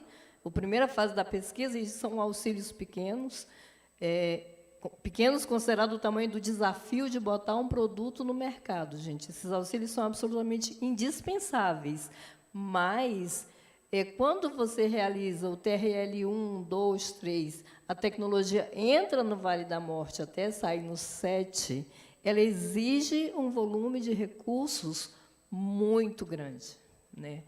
Muito grande em relação aos auxílios de 50 mil, de 100 mil, de 80 mil, porque são produtos de laboratórios, exigentes de laboratórios tecnológicos muito bem montados, profissionais muito bem treinados. Eu queria saber, assim, o que o Museu Guild, e você, como pesquisadora, qual é a estratégia que está sendo traçada para o Tecnosolo ancestral? Bom, primeiramente, obrigada pela pergunta, obrigada também pelo convite. Bem, o Vale da Morte, eu acho que não tem uma palavra mais adequada para isso. O Vale da Morte é o Vale do Desespero, porque você vê toda aquela ideia científica sendo construída e, na hora de você prototipar, você precisa de muito dinheiro, você precisa de muitos talentos adequados. Então, o Tecnosolo está nessa situação. E é uma questão assim, bem complicada, porque requer um esforço tremendo, financeiro e também de pessoal. A tecnologia ela está nesse nível, ela precisa que haja um melhoramento genético, ela precisa de mais estudos no solo da terra preta arqueológica para que seja extraído esse DNA e seja inserido dentro do tecnossolo. Então, isso é um passo bem complexo. O Cecílio estava falando, né, com relação à questão da genômica. Então, assim, é tudo aquilo mais um pouco, porque tem a parte geoquímica, que é de formar a estrutura. Então, como é que o museu está trabalhando com isso? Bem, eu estou lá como pesquisadora voluntária e um dos meus trabalhos é justamente angariar, né, conseguir recursos junto a empresas e, sobretudo, talentos. A gente tem uma forte interação com o Instituto Senai de Tecnologia, então nós conversamos assim bem ativamente com relação a talentos também e, sobretudo, conhecimento, porque uma das questões muito interessantes com relação ao desenvolvimento de tecnologia é a transdisciplinaridade. Eu, como química, geoquímica, posso desenvolver, mas eu tenho minhas limitações, é necessário valorar a tecnologia. Então, um dos grandes problemas é saber quanto custa. Para valorar a tecnologia, no caso do Tecnosolo, primeiramente tem que passar por um processo produtivo, avaliar em diversas culturas, utilizar, aplicá-la em outros hectares assim relevantes, ou seja, escala de produção mesmo. Então, eu não tenho essa resposta para dar hoje, mas eu preciso de pessoas relacionadas à agricultura, eu preciso de economistas, então eu preciso de todo um arcabouço, advogados também, eu preciso de todo um arcabouço para que ela esteja prontinha para o mercado, porque na hora de gerar um mínimo produto viável, eu tenho que dar essas respostas, como foi bem colocado pela Tatiane. Então, são todas essas pessoas, essas mentes, elas precisam interagir. E, no momento, preciso de tudo isso ainda, por isso que ela continua aí no Vale da Morte. Vamos trabalhar para essa tecnologia sair, né, desse Vale da Morte e realmente emplacar um produto maravilhoso no mercado, porque quando a gente vê o Brasil no todo o desespero pela questão dos fertilizantes, né, e a gente vê que as universidades elas têm soluções, né, soluções que estão em estudo há 30 anos. O que é que precisa, gente? Recurso, né, investimento em ciência, investimento em tecnologia. A universidade, como disse ontem o reitor da UFAL, do século XXI, ela jamais vai se fazer sem recursos financeiros, sem formação de recursos humanos, sem responsabilidade social.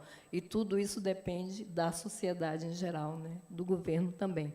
Tati, você tem alguma pergunta para os nossos palestrantes? Pode ficar à vontade. Graça, eu só tive a oportunidade de assistir a palestra dessa pesquisadora que desenvolveu o Tecnosolo. Perdão, não vi o nome dela. E daí... Milena. Então, Milena, eu vi a sua apresentação, não vi tudo, mas eu vi uma parte, acho que os últimos 8 minutos, mais ou menos, e aí vieram muitas perguntas, né? Eu entendi que você piroliza alguma coisa, utiliza o carvão e fez esses estudos ao longo desses anos todos. Mais ou menos isso?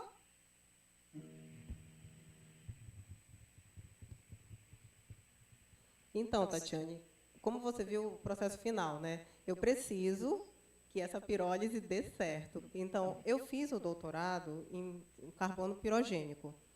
E aí eu identifiquei que ele é um dos grandes ingredientes no solo da Terra Preta. Então, aqueles processos que eu coloquei são processos necessários para aumentar o grau de maturidade da tecnologia. Hoje, o que nós temos? Nós temos uma comprovação de que esse solo ele realmente agregou, ele incorporou o carbono, inclusive modificou a coloração dele, mas para que esse processo seja catalisado, é necessário que sejam pensadas essas estruturas também pirolíticas, pirogênicas dentro do solo. Porque o que é interessante da Terra Preta arqueológica, já que o objetivo é copiá-la, recriá-la, é que ela agrega a química, ela agrega a resiliência por meio da geoquímica e também por meio do carbono, que está inserido nele, só que é um carbono diferente, e justamente esse carbono pirogênico que tem toda uma temperatura específica de queima, para que ele gere conexões com os nutrientes, e também tem a questão da microbiota. E a microbiota é a microbiota da Terra Preta totalmente diferente da microbiota dos solos comuns. Então, é preciso que sejam alcançados esses 3 pontos para que ela seja recriada com efetividade. Então, assim, a questão da pirólise, ela é um ponto que precisa ser acrescentado na melhoria, mas a gente já entende qual é o caminho e que de fato é necessário. Então, e aí a minha pergunta ela se faz pelo seguinte motivo. Aqui na UFAL, nós temos um pirolizador em escala um pouquinho maior que a escala de bancada. Acho que a gente consegue pôr batelada meio quilo de carvão, mais ou menos. E esse pesquisador que tem esse pirolizador, ele pirolizou já, acho que umas 50 espécies de resíduos. Eu não sei se te interessa continuar esse tipo de teste, de estudo, e se o que ele tem de resultados pode te ajudar sobre algum aspecto nesse contexto. Além do carvão que ele obtém, ele estuda também o extrato pirolenhoso e dá aplicabilidade a ele. Faço parte de alguns projetos dele no sentido do extrato pirolenhoso e do carvão para absorção com foco na questão ambiental, entendeu? Mas nada de solos da minha parte, entretanto, eu sei que ele tem interesse. Caso você ache que isso pode ser importante para a sua pesquisa, depois você escreve para mim que eu te dou todos os dados dele para você conversar com ele. Nossa, Tatiane, assim, muito obrigada. Realmente eu vou precisar, sim. Eu te agradeço muito, vou escrever para você, e preciso, de fato. E é isso, assim, eu acho que é bem no tema da mesa, né? Ecossistemas de inovação formados em bioeconomia, porque é bem isso, sabe? A gente forma networking, então a gente conversa com pessoas, apresenta o nosso problema, e a gente vai cooperando entre comunidade. Então, assim, eu estou super feliz, assim, porque, de fato, eu resolvo um dos problemas e a gente pode trabalhar em parceria. Falo muito da questão jurídica, porque é interessante que, da forma como foi feito o pedido de registro de patente, é interessante que cada coisa que seja adicionada para melhorar a qualidade do Tecnossolo seja um pedido em cotitularidade. Eu acredito que é nesse sentido. Então, assim, te agradeço demais. Claro que eu vou entrar em contato, sim, e quero levar essa pesquisa adiante. E é bem isso, sabe? Eu acho que é fortalecer os laços entre a própria comunidade científica e formar essas conexões de valor. Milena, queria aproveitar que você está aí em pé, de uma vez. Uma das curiosidades é quais materiais vocês usam para pirólise, né, para obter, vou chamar aí desse biocarvão, e a temperatura, se é variável, às vezes a gente vê, sabe, que a temperatura de pirólise é bastante alta, isso também implica em consumo energético, né?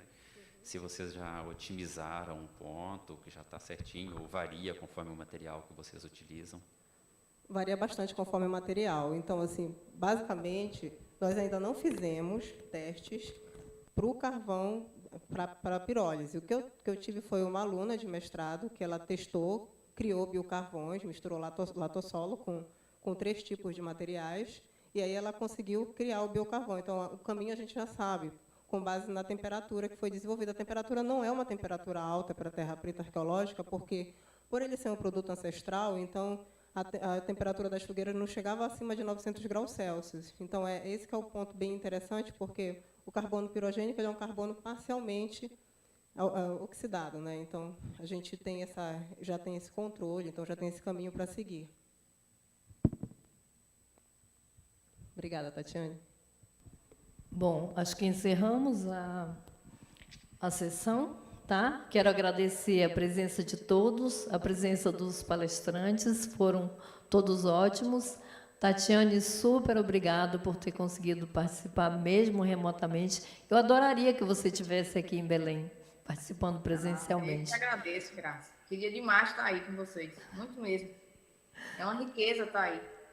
Um abraço, então, bem grande para você, Tati. Tchau. Tchau. Obrigada, Graça.